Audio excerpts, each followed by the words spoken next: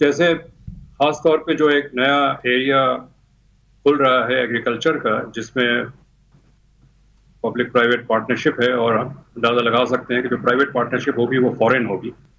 तो corporate farming का एक सिलसिला शुरू हो रहा है। जी बिल्कुल।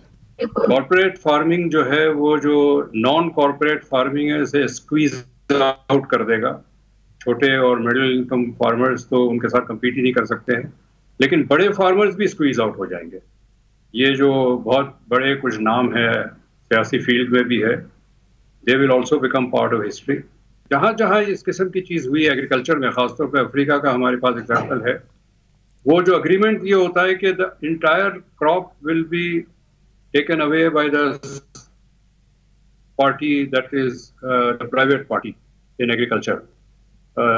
होगा ये कि वो खेत मजदूर जो गंदम पे काम कर रहा है, अपना पसीना बहा रहा है, उसको वो अपने लिए गंदम नहीं ले जा सकता है, चूंकि वो एक्सपोर्ट हो जाएगा to the home country. Crop pattern भी बदल जाएगा, चूंकि अगर एक कंट्री एक्स यहाँ पर पाकिस्तान में फर्ज करें जमीन 1000 एकड़ जमीन पे कॉरपोरेट फार्म लगाया है, वो ग्रो करेगा जिसकी उनके मुल्क में डिमांड है, उनके अवाम के टेस्ट के हिसाब से।